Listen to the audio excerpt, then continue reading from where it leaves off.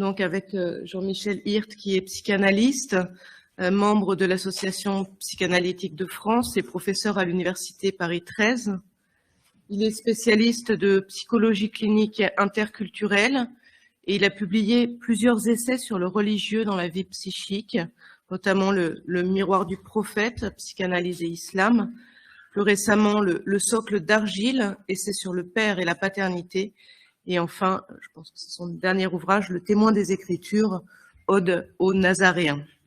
Voilà, je lui laisse la parole, puisqu'il y aura un temps de discussion après la prochaine intervention.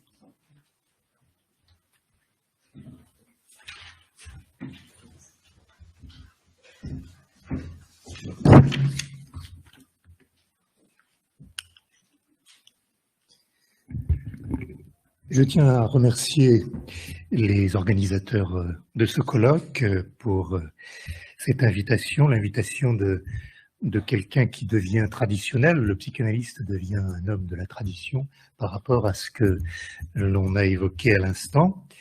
Mais peut-être reste-t-il encore un peu subversif. Je vais essayer de vous le prouver.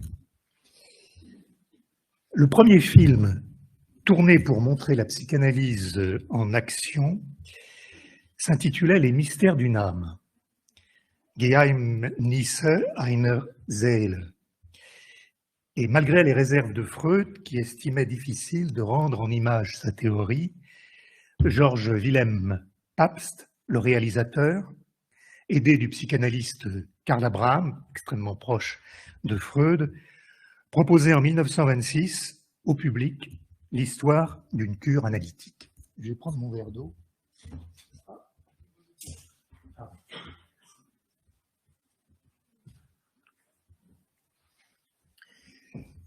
La question tourmente des générations de psychanalystes. Pourquoi Freud n'a-t-il pas rejeté de son vocabulaire le mot « âme » ? Pourquoi a-t-il continué à l'employer sa vie durant, alors que pour beaucoup de ses disciples et traducteurs ultérieurs, notamment des Français, le mot « âme » est vite devenu un mot tabou. Souvent, la nécessité de l'athéisme liée à la pratique psychanalytique empêchait les psychanalystes de prendre en compte la spécificité du matérialisme freudien comme de la complexité de la position personnelle de Freud à l'égard des religions. Souvent, les psychanalystes se sont crus des libres penseurs, alors que côté liberté, ils, c'est-à-dire eux et moi, ils sont corsetés par l'action du déterminisme psychique sur la pensée. Le serf arbitre, il l'éprouve. En outre, un athée véritable, si ça existait, se soucierait vraisemblablement comme d'une guigne de la psychanalyse. Mais la confusion peut avoir lieu entre l'inévitable religiosité du psychisme et l'adhésion à une religion. La confusion, pour le dire un peu vite, la confusion entre le père de l'enfant, et Dieu le Père. Pour ma part, j'aurais tendance à dire, avec la philosophe Simone Weil, que je suis athée avec toute la partie de moi-même qui ne concerne pas Dieu. Naguère, en 1982, Bruno Bettelheim a écrit un livre, Freud and Man's Soul, Freud et l'âme humaine. Il s'insurgeait contre la traduction en anglais de l'allemand Seele par mind en anglais, mind qui signifie l'esprit. Et il s'interrogeait sur les considérations idéologiques qui conduisaient, d'après lui, à une trahison, plus qu'une traduction, même si c'est parfois la même chose, à une trahison de la langue de Freud et donc à une dérive anglo-saxonne de la théorie freudienne, dont on pourrait retrouver les effets d'ailleurs dans le transhumanisme, voire le post-humanisme. Seule avant lui, et ce n'est pas hasard, une femme, Lou Andreas Salomé, celle que Freud surnommait la compreneuse, qui était l'amie de Nietzsche et de Rilke, elle seule n'avait jamais cédé sur l'âme, ce mot chargé d'histoire. Et comme Freud aimait à le rappeler, quand on cède sur les mots, on cède sur les choses. Sur quoi donc n'a-t-il lui-même jamais cédé et pour quel enjeu? Dès l'un de ses premiers articles, Traitement d'âme, en 1890, Freud écrit ceci, je le cite. « Psyché est un mot grec que l'on traduit par âme. Traitement d'âme signifie traitement prenant origine dans l'âme. Traitement de troubles psychiques ou corporels à l'aide de moyens qui agissent d'abord et immédiatement sur l'âme de l'homme. Un tel moyen est avant tout le mot, et les mots sont bien l'outil essentiel du traitement d'âme. » Fin de citation. Pour Freud, proche à cet égard de Maître Eckhart, le corps est dans l'âme. Elle est monstration de l'homme en sa corporéité, le corps qu'il est, plutôt que le corps qu'il a. Et je ne résiste pas à vous lire une citation tirée d'un des sermons allemands, le sermon 32 de Maître Eckhart. « Les yeux, les oreilles et les 5 sens, telles sont les marches par lesquelles l'âme sort dans le monde, et par ces marches, le monde pénètre en retour dans l'âme. »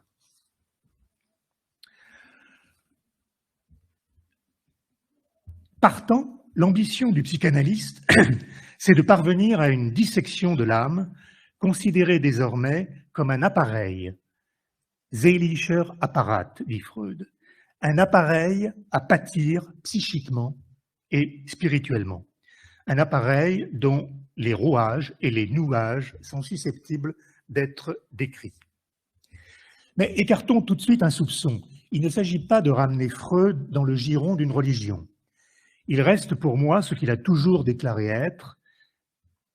Je suis un juif athée, mais aussi, disait-il, je suis un juif infidèle. Cela signifie que si la culture juive n'a jamais perdu de son importance pour lui et pour son œuvre, il n'était d'aucune façon croyant ou pratiquant. Cependant, c'est le même Freud, en 1925, dans son autobiographie, Selbstdarstellung, qui affirme, je le cite, « Je tiens personnellement en plus haute estime mes contributions à la psychologie de la religion. » Comment l'entendre?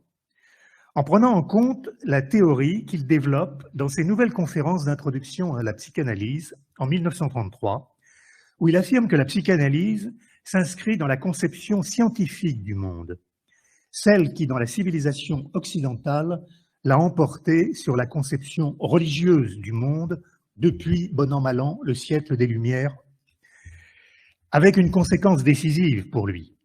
Le territoire animique que la religion ordonnait et gouvernait depuis les origines de l'homme, s'est étendu infini, devait passer des mains des prêtres à celles des psychanalystes, qui ne seraient ni prêtres ni médecins.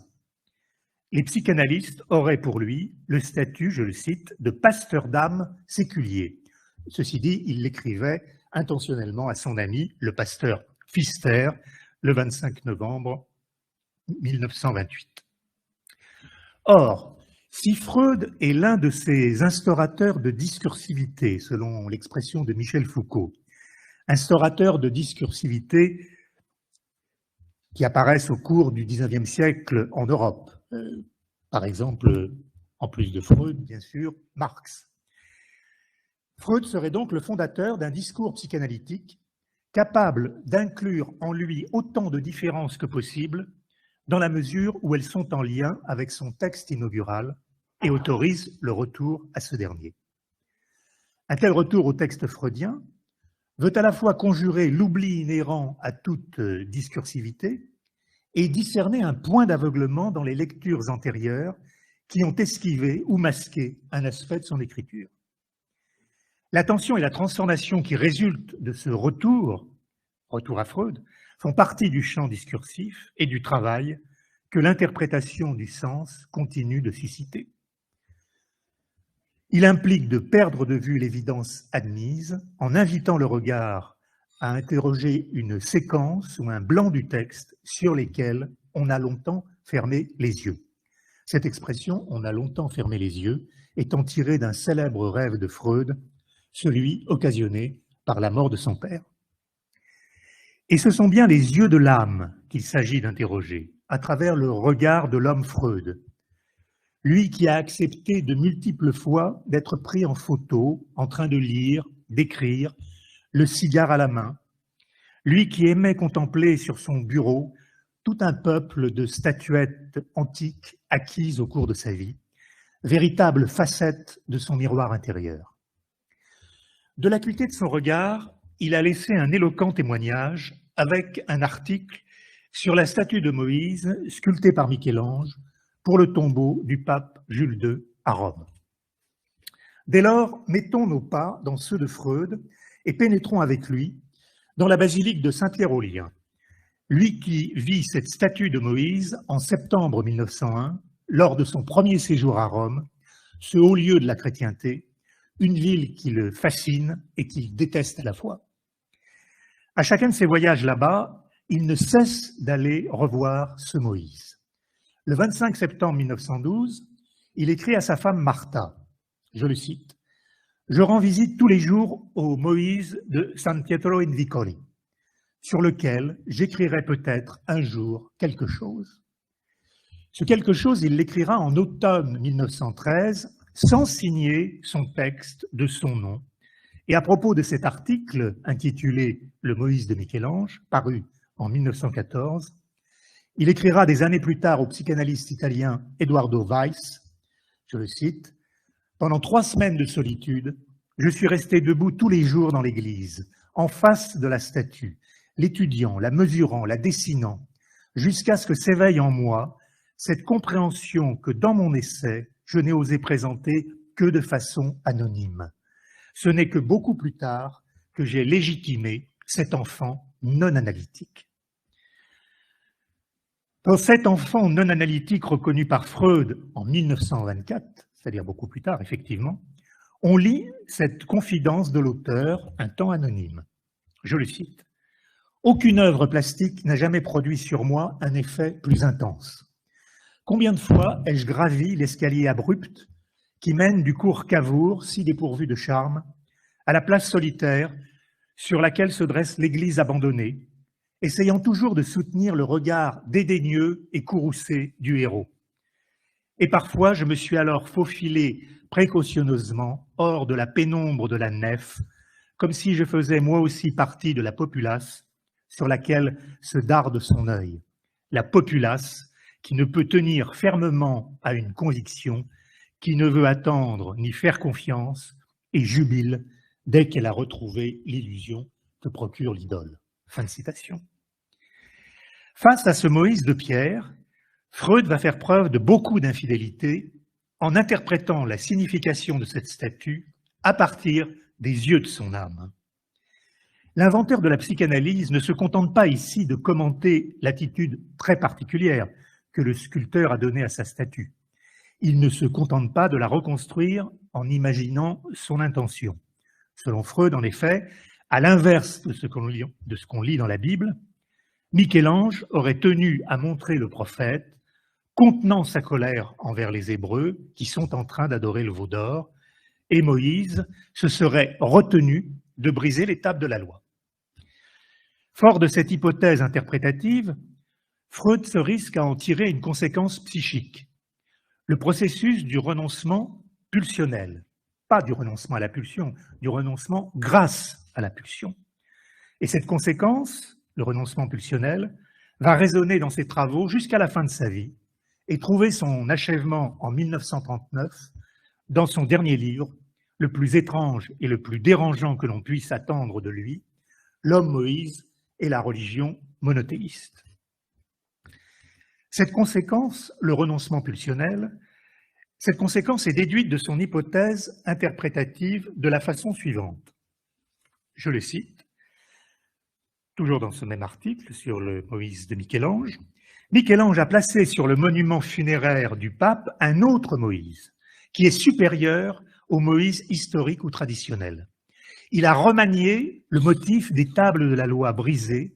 Il ne les laisse pas briser par la colère de Moïse, mais il fait en sorte que cette colère soit apaisée par la menace qu'elle pourrait se briser, ou tout au moins qu'elle soit inhibée sur la voie de l'action. Ce faisant, Michel-Ange introduit dans la figure de Moïse quelque chose de neuf, de surhumain, et la puissante masse corporelle, la musculature débordante de vigueur du personnage, ne sont utilisés que comme moyen d'expression physique de la plus haute prouesse psychique qui soit à la portée d'un humain. L'étouffement de sa propre passion au profit et au nom d'une mission à laquelle on s'est consacré. Fin de citation. Sous l'effet d'une commotion de pensée liée aux yeux de son âme, Freud témoigne que sa lecture de l'Exode, dans sa confrontation avec l'œuvre d'art, l'oblige, contre son gré, en tant qu'incroyant, l'oblige à admettre la présence d'une réalité spirituelle en chacun. À la faveur de cette réalité spirituelle, Moïse deviendrait capable de ce que Freud appelle la plus haute prouesse psychique qui soit à la portée d'un humain. Une prouesse qui repose, dit-il, sur quelque chose de neuf, de plus intense que la satisfaction pulsionnelle, consistant à donner libre cours à sa fureur devant les errements des siens. À suivre Freud, interprétant Michel-Ange, Moïse refuserait l'impasse de la colère qui fait le jeu de la destruction et de la mort. Moïse ne peut plus se satisfaire de cette réaction au nom du message divin dont il est devenu le porteur. Devenu le dépositaire des tables de la loi, celle-ci donne à Moïse l'énergie susceptible de convertir le déchaînement pulsionnel en renoncement pulsionnel, de convertir l'inflammation en calme. Sa fureur n'est plus nécessaire, car la loi gravée sur les tables est encore plus nécessaire, et même encore en deux mots.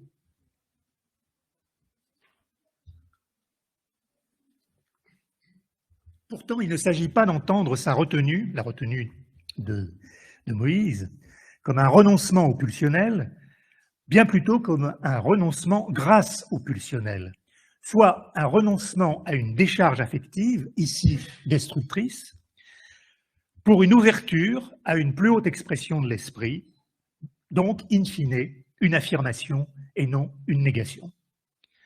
Au sein de l'antagonisme entre les forces pulsionnelles en vue de leur transmutation spirituelle, une résolution est obtenue quand le sensible génère le spirituel et le féconde. En résulte un surcroît d'énergie psychique indispensable pour accéder à la réalité spirituelle émanant de la réalité psychique et la couronnant. Des années plus tard, dans L'Homme Moïse et la religion monothéiste, Freud ira jusqu'à écrire, je le cite, « Il faut donc se contenter de constater un phénomène, le fait qu'au cours de l'évolution de l'humanité, la sensualité a été progressivement vaincue par la spiritualité. Et un beau jour, il advient encore que la spiritualité elle-même se trouve vaincue par le phénomène émotionnel mystérieux de la foi. » Il est bien arrivé quelque chose à Freud contemplant le chef-d'œuvre de Michel-Ange. La reconnaissance d'une effraction de l'étranger à l'intérieur du familier. Un événement de l'âme qu'on peut qualifier d'étrangement inquiétant. C'est le titre aussi d'un article de Freud, l'Unheimlich, l'inquiétante étrangeté. Dans la perspective de Freud, une fracture apparaît, à entendre comme la distinction troublante entre deux temporalités. Longtemps, le cours de la pensée freudienne était indexé sur l'admiration inconditionnelle de la Grèce antique et donc sur la métaphysique qu'elle invente avec Platon et Aristote, ainsi que la poursuite qu'elle connaît dans la philosophie occidentale avec Kant notamment. Jusqu'à la faveur des yeux de l'âme freudienne, surviennent ce coup de tonnerre. L'irruption, qu'on peut appeler le temps retrouvé, l'irruption de l'éternité juive sous les traits du Moïse, véritable statut du commandeur. L'impact de cette dimension temporelle sur l'âme de Freud ne cessera de se faire entendre dans son œuvre, celle d'un homme qui appartient lui-même à ce peuple juif, comme il l'écrira à la veille de sa mort. Dès l'instant où Freud prend conscience de ce que cette représentation du Moïse, le plus grand des fils de ce peuple, signifie pour lui, une rupture dans la continuité de sa pensée apparaît. Un conflit latent entre la pensée grecque de l'être et la pensée juive de Yahvé se manifeste en Freud. Conflit aussi attisé par sa rupture récente avec l'orientation vers la mythologie du plus dissident de ses disciples, Jung. Le retentissement de cette découverte, ce que la vision de l'âme fait à la pensée, va se faire entendre tout au long de son œuvre, jusqu'à ce livre testament sur l'homme Moïse. En 1935, 4 ans avant sa mort, à son ami Arnold Zweig, Freud écrit « Le Moïse ne lâche pas mon imagination ». Cet article de Freud sur la statue de Moïse dévoile aussi un aspect embarrassant de sa réflexion, d'où vraisemblablement l'anonymat initial de son auteur. L'importance de la spiritualité, en allemand de la Geistigkeit, qui est plus large dans son acception que la spiritualité en français. L'importance de la spiritualité dans la pensée freudienne, à laquelle il ne fait toute la place que dans son dernier ouvrage, sur l'homme Moïse. Comment, dans ce dernier livre, sans faire la part belle à la dynamique spirituelle, aurait-il pu d'ailleurs donner libre cours à son imagination visionnaire jusqu'à faire de Moïse non plus un juif, mais un haut dignitaire égyptien, adoptant le peuple juif, se mettant à sa tête et lui transmettant l'idéal du Dieu un, professé par le pharaon Akhénaton, le pharaon qui s'était opposé au panthéon des dieux du clergé polythéiste égyptien. À la faveur de ce conflit fructueux car insoluble entre son athéisme clinique, sa philosophie des Lumières et son judaïsme, Freud est conduit à reconnaître que la spiritualité est une conquête de l'âme, en liaison avec la pulsionalité mise au service du renoncement à l'acte, afin de privilégier la pensée. La valeur d'un tel choix s'impose à lui dès sa contemplation spéculative du Moïse à Rome et ne se démentira pas ensuite. À la faveur de cet événement dans sa propre âme, il a pu se convaincre que chaque religion, loin de n'être qu'une illusion sans avenir, est une impressionnante construction psychique et culturelle réalisée par l'espèce humaine, comme le prouve celle qu'il appelait la religion monothéiste, embrassant les 3 religions. Depuis Akhénaton, ce pharaon du XIVe siècle avant l'ère chrétienne, jusqu'au sceau des prophètes en la personne du prophète de l'islam, Mohammed. Le monothéisme doit tout à la pensée de l'unicité divine dont l'origine égyptienne de Moïse, selon Freud, devient le garant, avant d'être façonnée pendant des millénaires par l'esprit juif. Cette unicité divine n'aurait pas pu voir le jour avec les seuls concepts de la pensée grecque, même si ce sont bien eux que par la suite la pensée chrétienne puis la pensée musulmane vont refondre dans leurs élaborations postérieures. Ainsi, la reconnaissance par Freud des conséquences psychiques du message mosaïque permet de faire un pas qui complique la vision habituelle de la psychanalyse, ce dernier avatar du monothéisme, comme le prétendait le psychanalyste Vladimir Granov. Ce pas, Freud n'a pas eu le temps de le faire personnellement, mais il en a jeté les bases en laissant tous les éléments pour cela. En plus de la réalité matérielle et de la réalité psychique qui caractérise le milieu humain et qui contraignent l'homme à vivre en deux, à vivre divisé selon ces 2 plans de réalité, il devient nécessaire de supposer une 3e réalité, la réalité spirituelle, à laquelle chacun, chacune accède grâce à la force de sa pulsionalité. Par le renoncement à une décharge qui s'effectuerait dans la réalité matérielle, ici le bris des tables par exemple, dans l'accès de colère mosaïque, la pulsion, si elle peut prendre appui sur l'activité de pensée, donc s'exprimer à travers le langage, la pulsion investit de toute sa force cette autre réalité que je nomme spirituelle. Cette réalité spirituelle, issue de la réalité psychique, mais qualitativement différente, donne consistance et valeur à l'extrême amplitude du désir d'une vie pour au-delà de la mort, désir qui caractérise par excellence l'homme monothéiste. Dès lors, la réalité spirituelle apparaît comme cet étage supérieur de la réalité psychique, de la vie psychique, et de la réalité psychique aussi bien, qui, en réaction contre toute finitude, permet d'ouvrir les yeux de l'âme sur les écritures du monothéisme et de faire un pas au-delà de leur réduction au statut de mythes et légendes, ou pire, réduction à leur littéralité bornée. Les sens corporels accordent à chacun d'entre nous une définition de l'entourage, de l'environnement, des apparences et des formes qui lui correspondent. Celles-ci sont vraies dans la mesure où elles permettent de s'accorder à la réalité matérielle dont les 5 sens, et aujourd'hui leurs prothèses si pointues, sont les organes de perception. Un tel accord trouve son expression dans les langues qui permettent de faire cause commune entre leurs locuteurs autour d'un phénomène perçu comme le même pour tous. Mais ces apparences de la réalité ne sont jamais limitées par le langage, en raison de la toute-puissance du langage pour l'esprit. Le langage excède les apparences et suscite des visions et des interprétations de la réalité dont Bible et Coran constituent des recueils dans l'immense bibliothèque spirituelle propre à l'espèce humaine. Des emprunts à ce fond d'écriture va se nourrir la réalité spirituelle de chaque personne.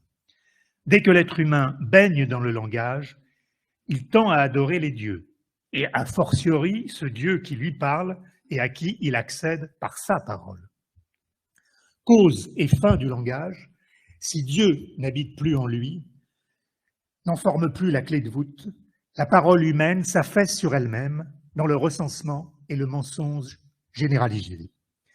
L'ère des manipulations langagières en résulte, des novlangues totalitaires aux fake news démocratiques.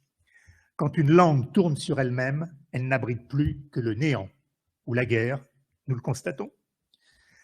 De savoir que s'éteint la vie sensible ne contraint plus à croire à la disparition de la vie spirituelle, d'autant que la première a permis d'inventer la seconde tout au long de son cours et de lui donner de la consistance, voire les arts de sa jouissance. Comment dès lors ne pas supposer que le psychisme secrète la réalité spirituelle comme l'abeille son miel? En retour, la spiritualité acquise par sa recherche psychique étend son influence sur les limites séparant l'humain de l'inhumain, sur la puissance du bien, l'impuissance du mal même, dans sa lutte en vue d'anéantir l'âme. L'accomplissement d'un homme dépendra du territoire spirituel conquis sur l'étendue du pulsionnel, de l'espace et du temps dont cet homme disposera dans sa vie intérieure pour affronter son destin et l'éventuelle rencontre avec un Dieu personnel, son Dieu. De cette conquête d'un lieu, le lieu spirituel, qui ne figure sur aucune carte et d'un temps qui est indexé sur l'éternité, les écritures issues des yeux de l'âme forment les chroniques des batailles menées, des conquêtes possibles et du refus d'accorder à la mort le mot de la